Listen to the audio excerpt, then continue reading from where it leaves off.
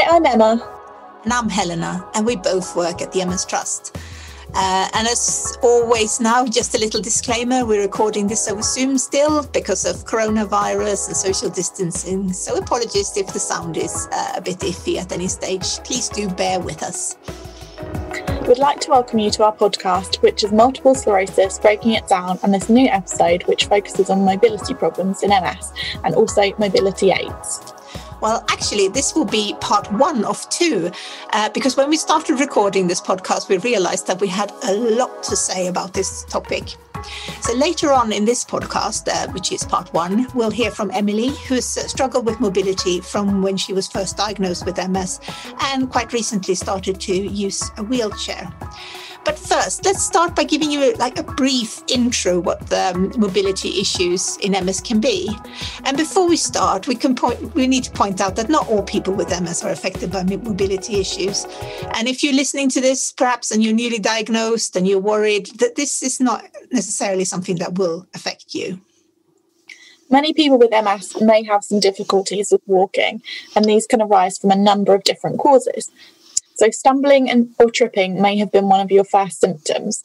However, although walking problems are common in MS, they may have another cause, so it's really important to get advice from a health professional. And walking problems, they vary considerably from one person with MS to another. I'm going to give you some common issues that people with MS may experience. So it could be things like unsteadiness when walking or turning. You might have to take slower, shorter steps, or you might feel less confidence when you're walking. You might need support from walls, furniture, or even other people.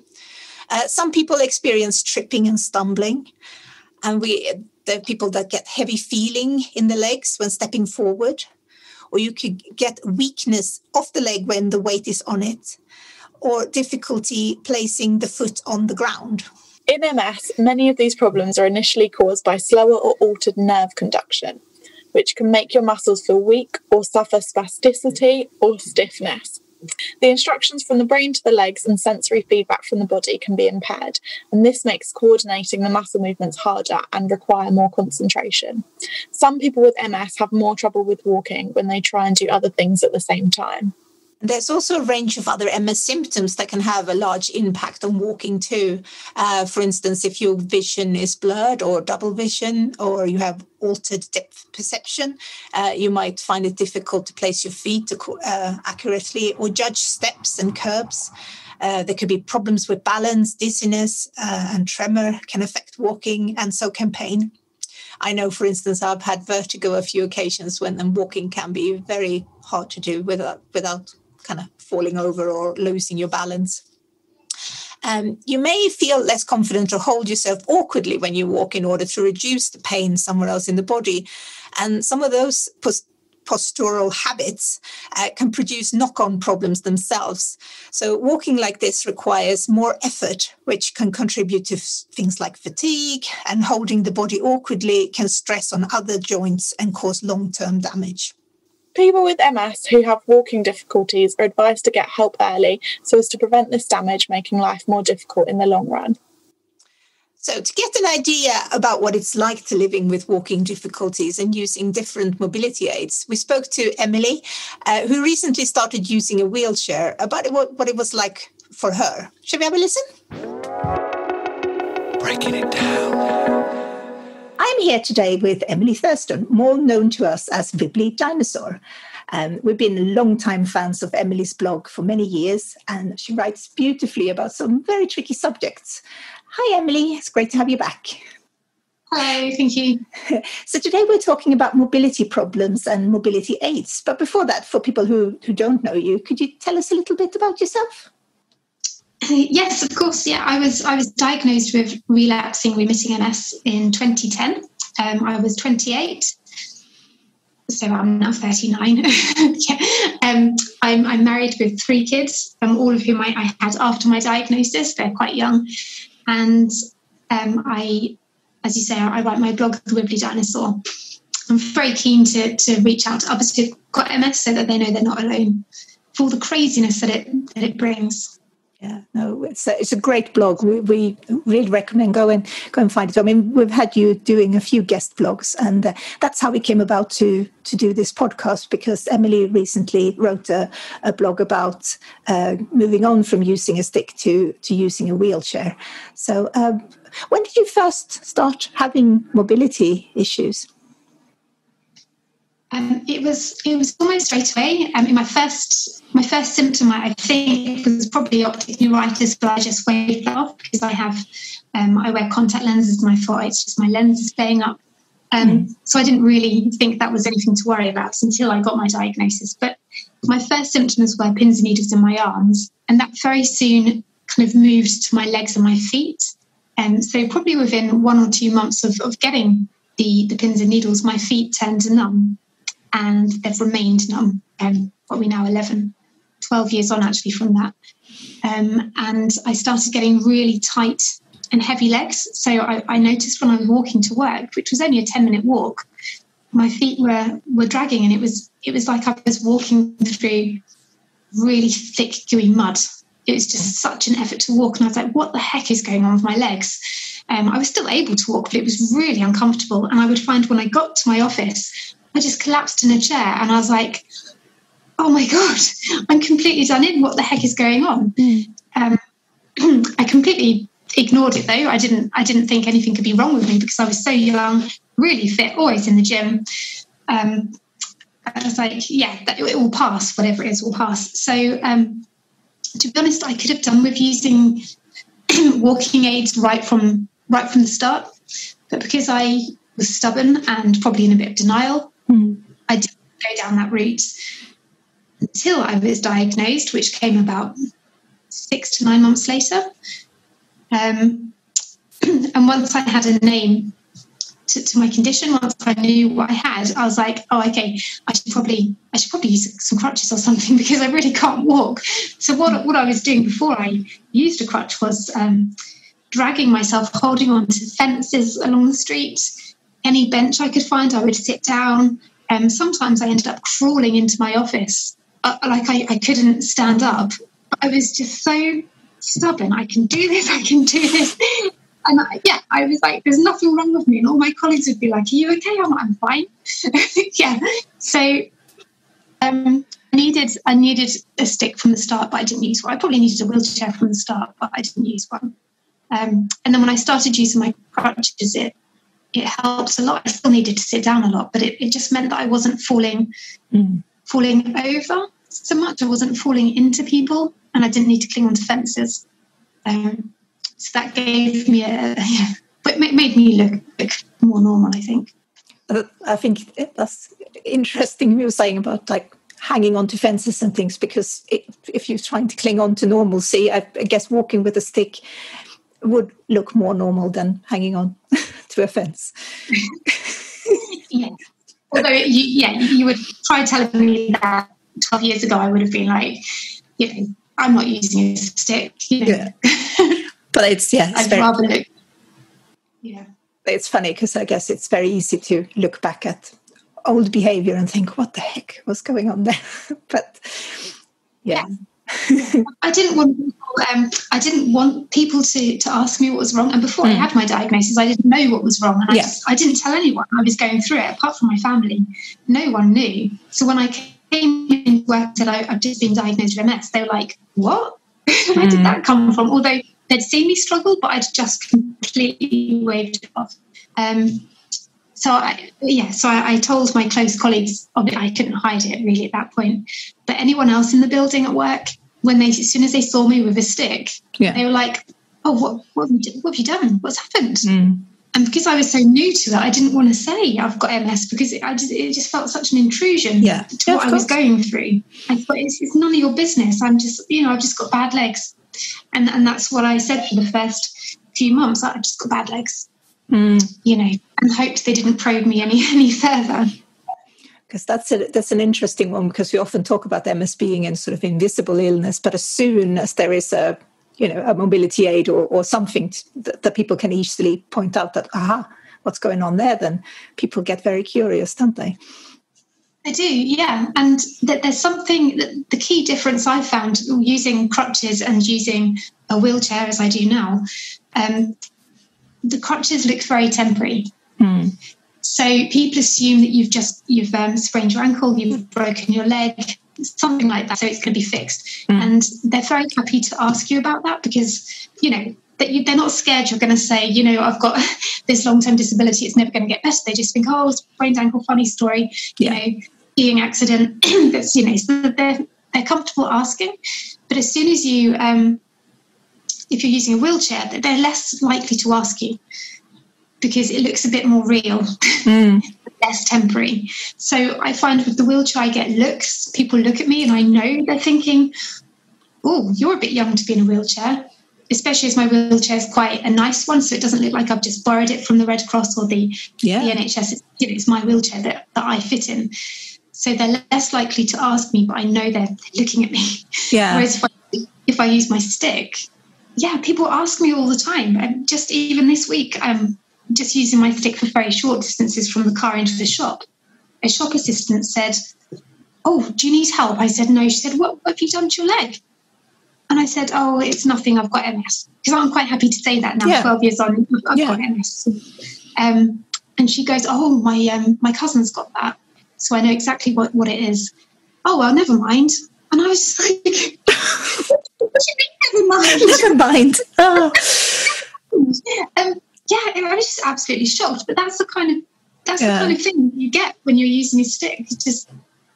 Usually people look a bit uncomfortable if you say you've got MS, but I've never had someone say never mind before. That's so strange. That was really strange. Normally kind of awkward silence and it's like, oh, sorry.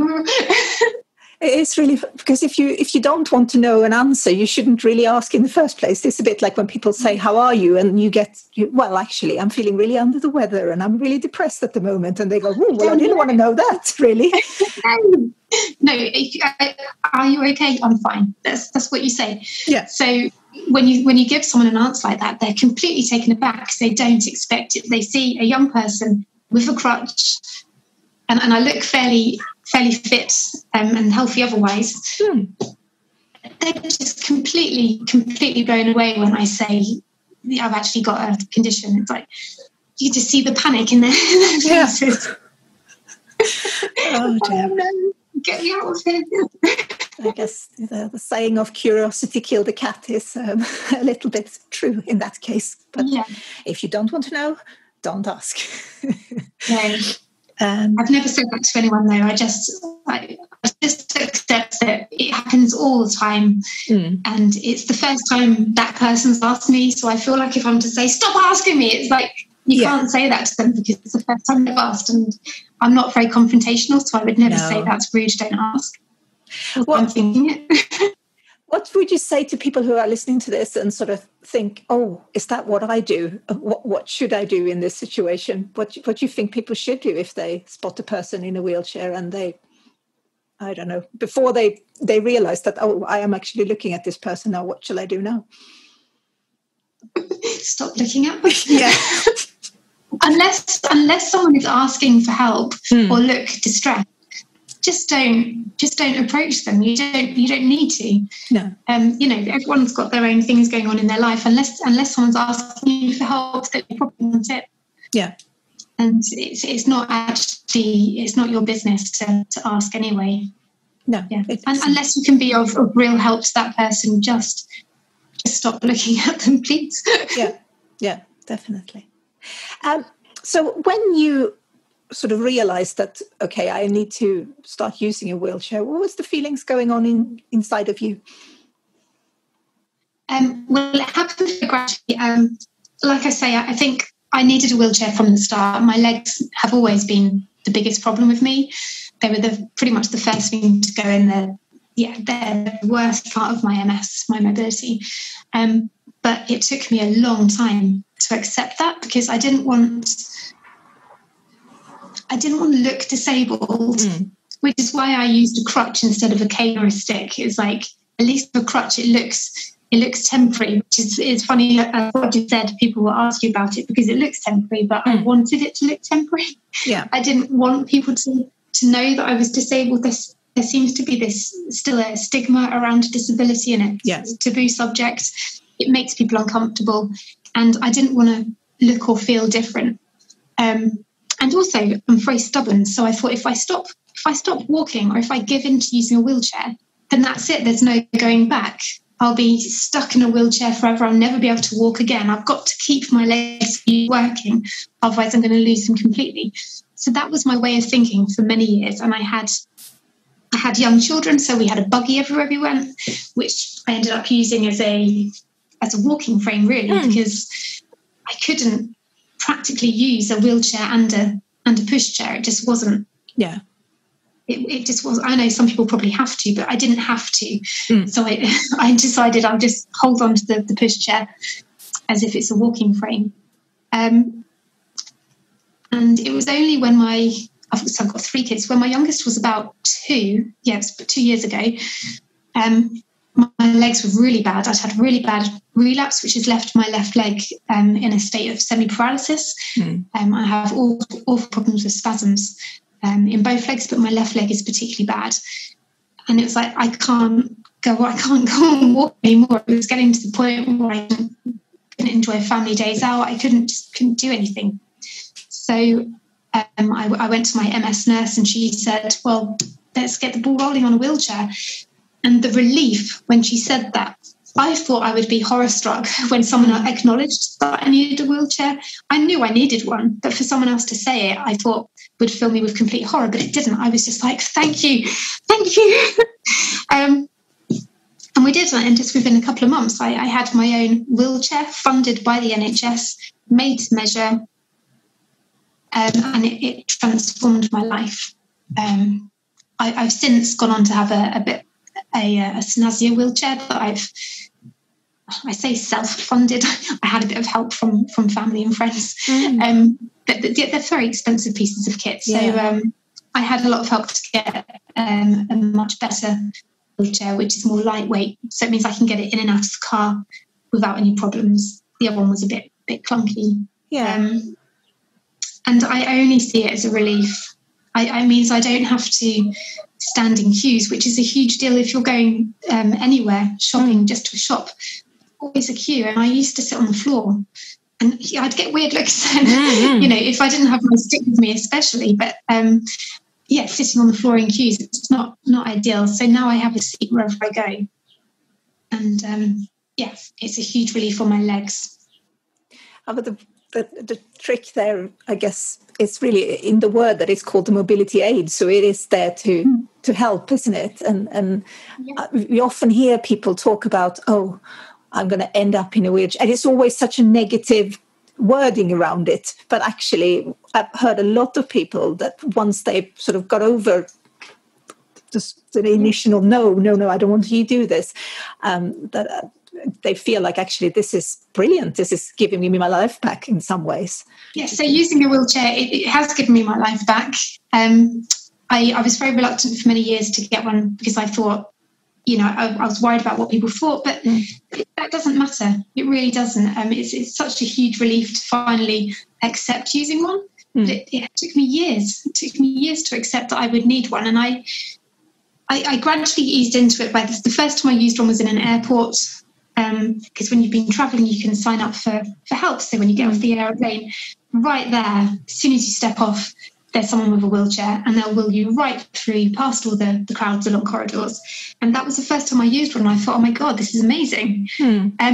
Like the relief on my legs after a long flight as well, that I didn't have all that walking and queuing. And then, of course, I got to be in San Francisco. There's a lot of walking, a lot of hills there, and I only had my stick with me for the holiday. But I remember thinking, I wish I had a wheelchair. That would really save my legs. And then sometimes when we went out for days, I would borrow a wheelchair. If we were with friends or family who could look after the kids, then I could have a wheelchair that I borrowed. So I kind of went down that route before finally getting my own wheelchair. But I would get to the point where I was in the street seeing people in wheelchairs, and I was looking at them with envy. Like, it's just, they're sitting down. They're sitting I just need to sit down. And there's so few benches around places. You go to a busy city, if there are benches, they're full. Yeah. I remember once I was in a shop, and it was Marks and Spencer, so there were a few old people in there, and I needed to sit down, and there was just one seat by the door, for old people to sit down. And I sat down on it, and then this old lady came over, and I said, "Would you like to sit down?" She said, "Oh, yes, please, love." And I was like, okay. So I got up, and I was in agony, and I was like, what can you do? I couldn't just say, "Oh, I need it." No, so I moved somewhere else and sat on the floor out of her sight. It's because I heard that I think it was in London where they have like a badge for the underground that says, I have MS, I'd like to sit down, or something like that. But because they have the same sort of practice with pregnant ladies, haven't they? So Yes. Well, I noticed every time I was pregnant, people were so much nicer to me. It was like how they treat me in a wheelchair now. Having a bump, people were opening doors for me, "Oh, you go ahead of me in the queue," because they could see that I was probably struggling. And on the underground, when I've had a stick with me, people give their seat up for me. But if you've got nothing with you, they won't. They just see a young person, and it wouldn't even occur to them that you need to sit down. Yeah. I've been in that situation many times where I've been crumbling, I like falling to the ground, thinking, how am I going to stand up any longer? But there's nowhere to sit. And you have to sit on the floor because you can't physically stand up anymore. So it's been years since I've had to do that. But I was a stubborn old thing. So in this case, actually having a mobility aid definitely helps out with the sort of the opinion of other people when they are, if they would be helpful or not. But how do you find, apart from people being sort of overly curious and asking questions that they maybe shouldn't, how are people treating you when you're in a wheelchair? I experience both. So it's very obvious to me that people treat me differently if I'm in a wheelchair.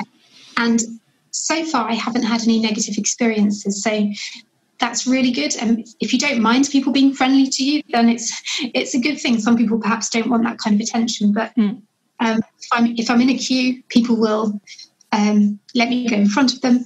And when I'm served by a shop assistant, the eye contact I get from them, if I'm with I hear other people say that people don't talk to them if they're in a wheelchair because they think that they're not intelligent or not with them. But I found the complete opposite. They talk to me and only me. Even if it's my husband buying something, they'll only look at me because they're trying so hard not to be discriminatory or just to be really friendly. And I don't mind it. I find it quite amusing. So I often have a chuckle about it afterwards. That they've been so friendly to me. If I'm with my crutch, I don't get that treatment at all. And if I've got nothing with me, which is rare these days, I'm just treated, as well or as badly as anyone else. Yeah, in a shop. Interesting. Yeah. So personally, I quite like getting treated nice. It does it. Not just because it's nice to be treated nice. It just amuses me. I think. I guess it's good because for people talking about awareness, especially what you were saying about people talking down to people in wheelchair or treating them like they're small children or what have you. So I guess if people really think, oh, I mustn't be that person, then they'll go extreme the other way instead. At least they try. So that's a good thing, I guess. Yeah. I've never had anyone talk down to me. They go out of their way to talk to me and include me in things.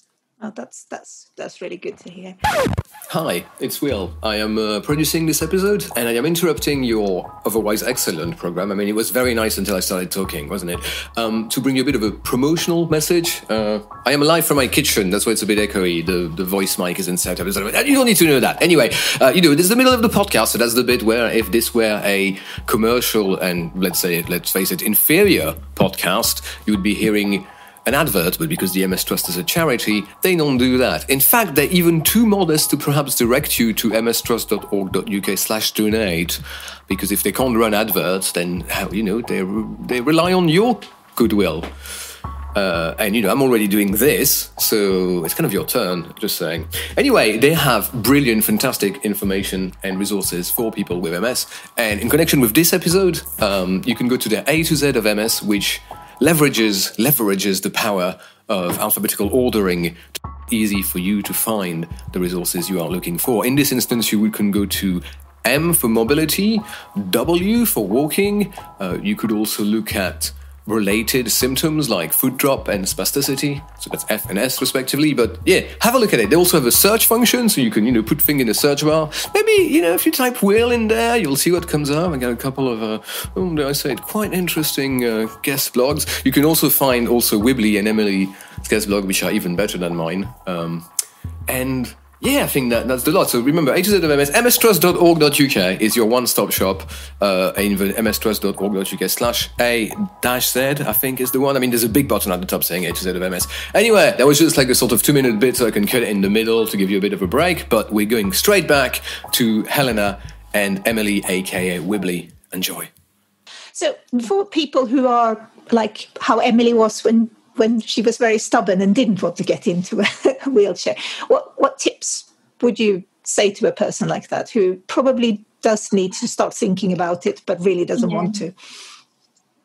It's so hard. You can't just say just get over it, get a wheelchair, it will change your life, because it will, but you've got to be in that right headspace. I didn't want a wheelchair 5 years ago. I needed one, but I didn't want one. And I would never have forced someone in that situation to get one, because you've got to be ready to accept it and embrace it. So I think it's okay to take your time in accepting it, but once you can get to that space, it will improve your life and make your life better. So it's probably best to do what I did and just use a wheelchair when you go to a zoo or a theme park or anything. There's always wheelchairs you can borrow. Even in supermarkets, you can borrow a wheelchair. Just try it out and see what difference it makes. Yeah. And you may be pleasantly surprised. It doesn't mean you're stuck in it. I hop in and out of my wheelchair. I don't hop. I stumble in and out of my wheelchair. But I'm not in it all the time. No. I use it. I use it when I need it, when I'm out and about. But it doesn't rule my life. I'm not wheelchair bound. I'm not. Once you've got a wheelchair, doesn't mean that that's the end. Yeah. Do you do things like physio or anything like that for your mobility? I'm on a waiting list for physio, so I desperately need it. I do a lot of stretches. I need to, because my leg's always in spasms. So I have to do a lot of stretches that I just make up for myself. I make sure I exercise a lot. That helps with fatigue, definitely. Yeah. And I think it's really important to keep up strength, otherwise your muscles will just go to waste. Yeah. So when I'm in the gym, I purposely work on my legs, and I think that's really important because I don't walk very much. I just need to keep them working. Yeah. I can't do much, but what I do just keeps them moving. Yeah. When it comes to sort of the practical stuff of getting a wheelchair, obviously you said you had one funded from the NHS first, but how do you go about? So you mentioned a little bit that you spoke to your MS nurse, but yeah. So how I went about it, you can buy wheelchairs. They're not. You can buy fairly cheap wheelchairs. They'll do the job for you, but if you want a better top of the range one, you need to go through different routes. So my nurse referred me to the Re-Enablement Centre here in Norwich, and they assessed me to see what I needed. And I thought they were going to say, you walked in here fine, you don't need a wheelchair. Actually, they didn't even question me because I'd had that referral from my nurse. It wasn't, do you need a wheelchair? It was, okay, what wheelchair do you need? And they gave me what they said was suitable for me at the time, one that I could use when I'm out but didn't need to use in the house. And they said, you can have this wheelchair or you can have the equivalent in a money voucher to go towards your own wheelchair from a different source. And that was worth about £600, I think, this voucher. So I chose the wheelchair. I thought, no, it looks like a good enough wheelchair. It was one that you had to, collapse, fold up to collapse, heave into the car, and it had footrests that I had to clip on. In fact, it fit all of my. It's quite big, although it was made to measure. My kids all managed to bundle into it, okay, and they probably got more use out of it than I did. Yeah, in the early days, to be honest.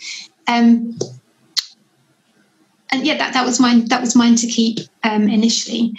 But when my leg got when I got the paralysis in my leg that worsened last year, I went back to my nurse and I said, this wheelchair isn't cutting it. I need, although it's a self-propelling one, I can't self-propel it because it was just too heavy, too clunky. I could only use it, say, in a shopping mall on really smooth, shiny floor. If I was in a street, I couldn't do it. The effort, I couldn't go over grass, nothing. I was completely reliant on someone being with me. And the whole point of one of the reasons I wanted one was so that I had a bit more independence. Yeah. Because I couldn't walk anywhere on my own. I wanted to be able to at least wheel myself on my own and not have someone with me all the time. Mm-hmm. So I said this to my nurse and she referred me back to the re-enablement centre, and they said, well, because your condition's got worse, we can give you a better active user wheelchair. And I tried that out. I went out in the car park there with it, and it was still really hard work to move. And I said, it's better than my other one, but it's not giving me what I need. So they said, well, we can give you a voucher for what this one's worth, and that was $1,500. So that came from the NHS funding, which I was really grateful for. And they got me in touch with a company called RGK, and they deal with bespoke wheelchairs, mobility aids. And very nice man, he came to my house. I didn't have to go in, and he came to my house. He brought a sample wheelchair. I tried it out. I was like, perfect. He measured me up, and we ordered it, and it took 6 weeks to come. Yeah. It was delivered here to my house, and then he came and fitted me up in it to make sure it was okay. And it's amazing. It was so it was quite expensive, but I don't know if I should go into prices, but it was a few £1,000s. So I was in a very fortunate position to have people around me who could and wanted to help. Yeah. I think I couldn't have done that without anyone's help. So I know that's not an option open to everyone. Yeah. So yeah, I'm very fortunate. If you can go down that route, then it's brilliant. But if not, the NHS wheelchairs are still very good, and will give you they're better than nothing. Is what I'm trying to say. Yeah. Oh, absolutely. I saw a picture of your new wheelchair on your blog. It looked very snazzy, I thought. Oh man, it is. It's got this kind of electric blue. Yeah, beautiful. rims. Yeah. Actually, when I was talking to the lady in the re-enablement centre, she said that people like to have colour on their wheelchairs and make them snazzy. And I was like, yeah. And she's like, but then people are looking at the wheelchair, not the person in it. Oh. And I was like, I don't agree. Actually, I think it just adds a bit more fun to something that is not otherwise that fun. Yeah. If I could, I would have had a dinosaur-themed wheelchair, but I'm yet to find one of those. That would be amazing. I've seen some like Halloween costumes for children where they've attached some sort of like a Stegosaurus type thing on a child's wheelchair. Maybe you need to get one of those. I do. Not just for Halloween. For all the time. All the time. Yeah. How's your children been with wheelchairs? Because my granddad, he had MS as well as me, and he had a wheelchair for as long as I can remember, and I just used to love visiting him, and because we were having I would get on an office chair and we would have races and all sorts of things, and it was just such a part of him. I thought growing up with a wheelchair in the family, it wasn't never a thing. And children tends to be quite good with that. I think so. I think I was quite fortunate to have the MS before I had kids, I think, because in terms of it being normal for them, I never had to kind of break it to them. It wasn't a big change for them that I was suddenly disabled. It was just always there. So they've never thought anything of it. They, like I said earlier, they love riding in my wheelchair. They have arguments of whose go it is, whose turn it is to sit in the wheelchair. Quite often I'm left pushing them, and they're in the wheelchair and I'm pushing, and I'm like, this isn't right. And or they insist on sitting on my lap, which is a little bit painful because my legs hurt. So with my new wheelchair, it's not so suited to kids sitting in it because it's hasn't got armrests. It's a lot more kind of compact.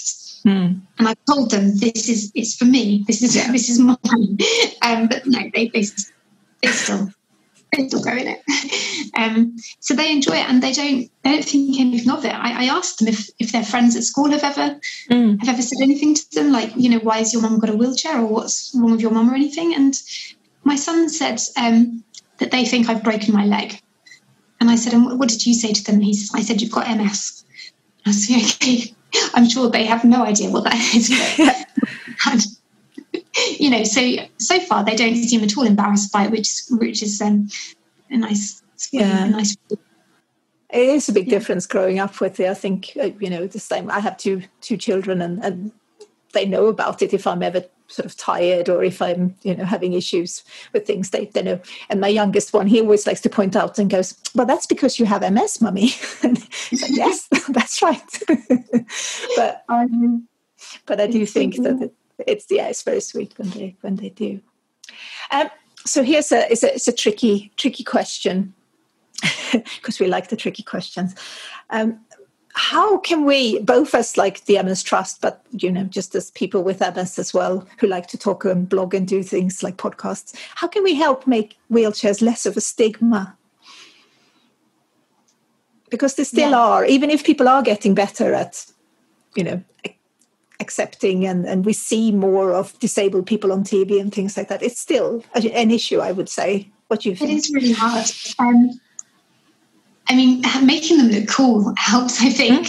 So, a lot of my friends think my wheelchair is really cool. They don't say, oh, I'm sorry you've got a wheelchair. There's no sympathy. It's like, wow, look at your wheelchair. It's amazing, So I think, you've got to look confident in it and not look too downtrodden when you're using a wheelchair, because there's this image of people being, miserable, and this whole misery associated with wheelchairs, like, oh, look at that poor person stuck in a wheelchair. It shouldn't be like that, So I think it's important to try and feel confident in your wheelchair. But for other people, and this is really hard, isn't it? I think they need to start seeing them as it's just a normal. I think things like the Paralympics help. That really helps, because people see people doing amazing stuff in wheelchairs, and they're super, super cool superhumans. Yeah. That helps. But there's things like, just last week, my friend's husband turned 40, and there was all these photos of his birthday on there, and there was one of him with an inflatable Zimmer frame which said 40 on it. So now he's old, he's got a Zimmer frame, and he was laughing. His friends were laughing, and I was really taken aback by that picture. I was like, I felt really offended, and I was like, oh, don't be silly. They're just having fun. But I was like, that is really offensive, and this is where a lot of the problem is. It's people's attitude to walking frames. Like, you only need one if you're, old and infirm. Yeah. And, isn't it funny, now you're 40, you're over the hill, so here's an inflatable Zimmer frame for you. And that's completely the wrong attitude and the wrong image. So I think something needs to change there. I wasn't brave enough to say anything to my friend, so I didn't want to, get into that. But it did make me think, gosh, that's part of the problem. Yeah. Isn't it, that people associate walking aids with the elderly and the kind of over the hill. Yeah. And that's just not true. It needs to move more towards, young and fun. Yeah. And it is really to let the wheelchair sort of enable you to do and go and do stuff and be out and about and doing things. And I think even when you're talking about people who are old, if they are out in a wheelchair, that's a great thing, because they are out and about and not sitting just at home. So I think it's so much the problem lies with other people. Now I don't know how you change that, other than just keep sending images out there of the positive side of using walking aids, and the MS Trust are doing a good job by highlighting this and having guest blogs and this podcast. Hopefully people will listen to it and start seeing mobility aids differently and as a positive, because they are a huge positive. Yeah, and I think you keep on doing what you're doing as well, because I think it's really needs to be seen, and sort of making that shift from hanging on to a fence for dear life and actually being in your snazzy, fantastic, soon-to-be dinosaur wheelchair. It's a great story to share. And I think, we just want to hear more of it. We want to hear people. There was a lady who posted in the Facebook group recently that she got herself a scooter and she was going to start a YouTube channel of her travels in the scooter. And I thought that's brilliant. You see, on a small scale, I'm seeing more of it since when I started working for the MS Trust. It's definitely been a shift, and I love it. I think it's so positive. Well, this is where social media can really help. The more people put it out there with blogs and vlogs, Instagram, these images, that will help people seeing them who, because you see these posts, even if they're not your friends, if someone else has commented or liked it.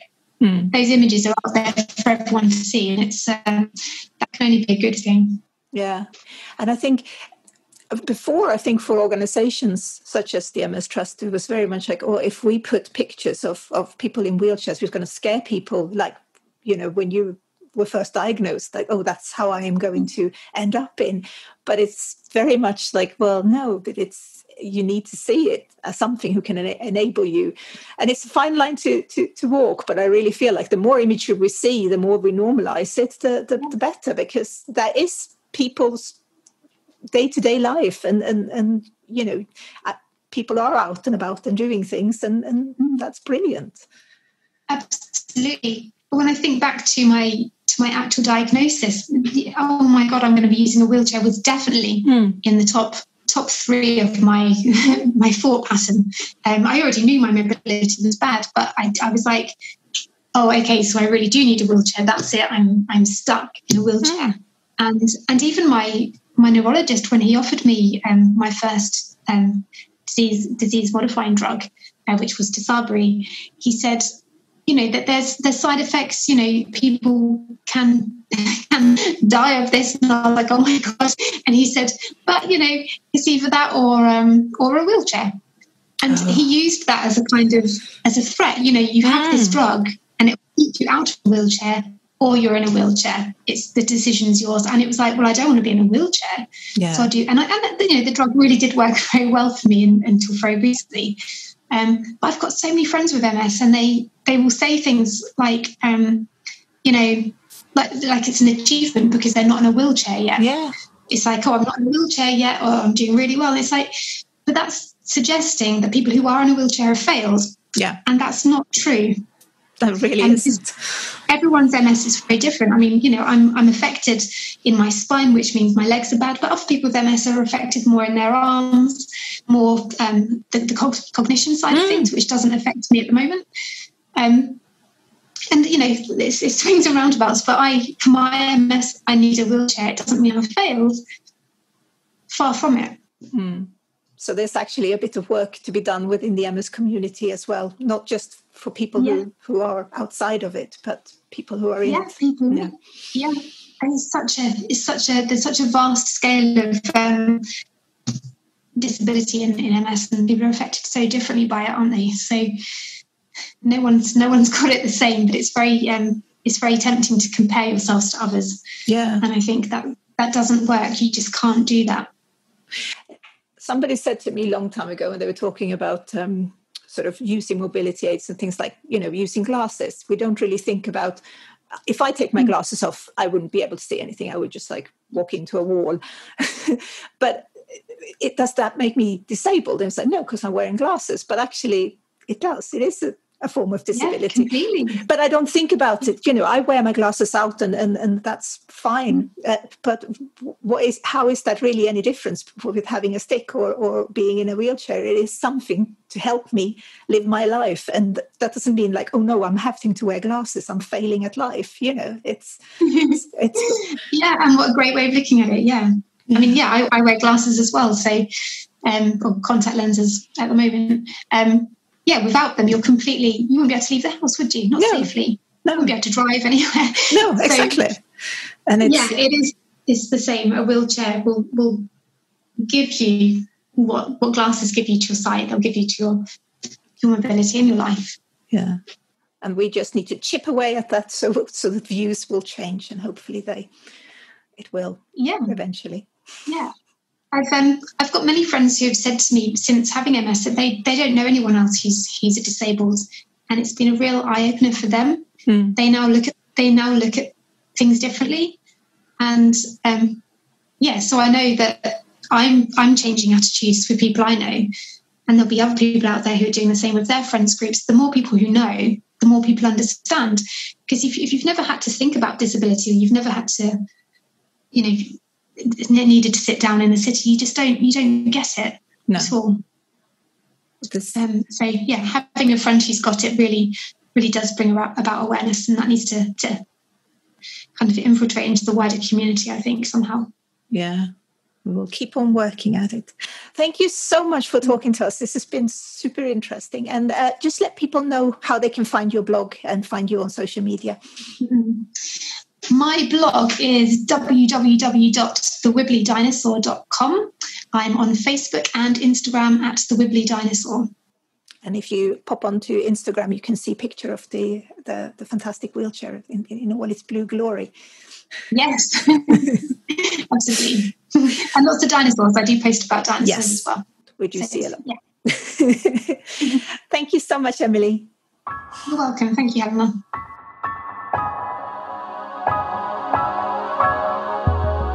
So we're back. As we heard in Emily's podcast, it's a really important thing to break down some of these stigmas around using mobility aids. And I think, Helena, you touched upon the idea that, people who wear glasses, they don't see that as a big issue. They wear them if they need them. And, there's nothing wrong with kind of having a mobility aid as and when you need it. And it doesn't mean that you have to necessarily use it all the time or see it as a negative thing at all. Yeah, and I think it's so funny, like with glasses, it's not really a thing at all, is it? People don't really, maybe there would be some teasing in school or something, but most of the time, nobody would think twice about saying anything about somebody having glasses, but people are still thinking about things like walking sticks and wheelchairs. So I think what we've touched upon, like representation, and the more you see them, the more you realize that they're there to help people just the same way as a pair of glasses is there. I couldn't drive a car without wearing glasses. It's in the same way as a walking stick or a wheelchair is there to help people get out and about. And I think I fully understand that it's really hard when you get all that sort of exposure on you if you're using a mobility aid. We often talk about invisible symptoms and how frustrating it can be when people don't understand, but then it's also you getting all these attention on you when you do use them, and it's a tricky line.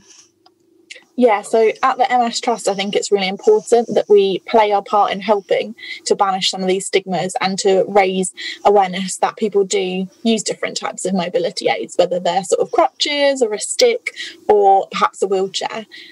So if you've got any experiences or a story surrounding your use of a mobility aid or your MS journey and you'd like to share it with us, please do get in touch by emailing mystory@mstrust.org.uk, and we'd be happy to share it on our website and our social media channels.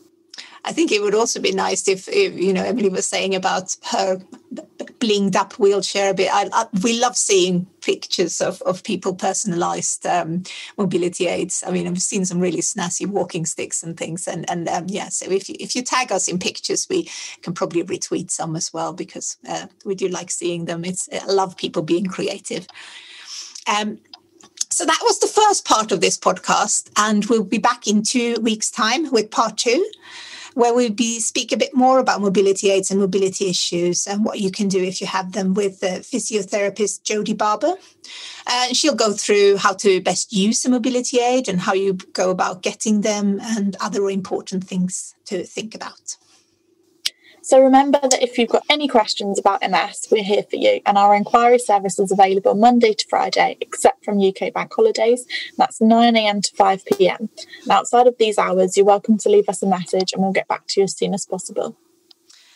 And you can also find us on Facebook, YouTube, Twitter and Instagram. And you can find this podcast on Spotify, Google and Apple Podcast and Amazon Music. get in touch and do as they say, like and subscribe. We would love some reviews as well, and let people know that we're out there. And we'd also like to say a big thank you to Anne Chapman Audio for the music to this podcast. See you in part 2. Bye. Bye. Breaking it down.